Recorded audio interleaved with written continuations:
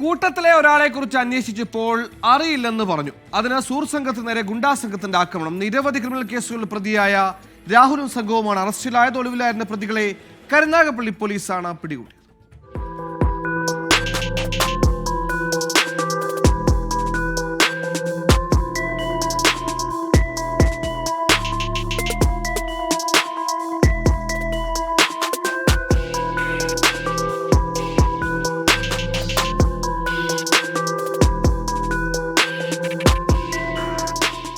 December 28-നാണ് കേസിനാസ്പദമായ സംഭവം. കരുനാഗപ്പള്ളി വള്ളിക്കാവ് ജംഗ്ഷനിൽ രാഹുലും സംഘവും മുംതാസിറും സുഹൃത്തും സഞ്ചരിച്ച ബൈക്ക് തടഞ്ഞു നിർത്തുകയായിരുന്നു.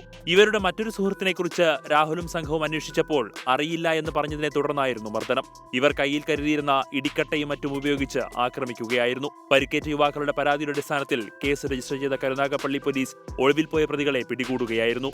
ആലുംകടവ് സ്വദേശി രാഹുൽ, കാട്ടിൽക്കടവ് അജ്മൽ, ആലപ്പാട് സ്വദേശി മഹേഷ്, ആദിനാട് സ്വദേശി അതുൽ, ആലുംകടവ് സ്വദേശി ആരോമൽ എന്നിവരാണ് കരുനാഗപ്പള്ളി പോലീസിന്റെ പിടിയിലായത്. കരുനാഗപ്പള്ളി സ്റ്റേഷൻ ഇൻസ്പെക്ടർ ബിജുവിന്റെ നേതൃത്വത്തിൽ SI-മാരായ ഷമീർ, കണ്ണൻ, ഷാജിമോൻ, റഹീം S, CPO-മാരായ ഹാഷിം, രാജീവ് കുമാർ എന്നിവരുടെ സംഘമാണ് പ്രതികളെ പിടികൂടിയത്. പിടിയിലായ രാഹുലിനെതിരെ നിരവധി ക്രിമിനൽ കേസുകൾ നിലവിലുണ്ട്. ഈ കേസിൽ ഉൾപ്പെട്ട കരുനാഗപ്പള്ളി SS ഭവനിൽ സനലിനെ നേരത്തെ തന്നെ പോലീസ് പിടികൂടിയിരുന്നു. 24 കൊല്ലം.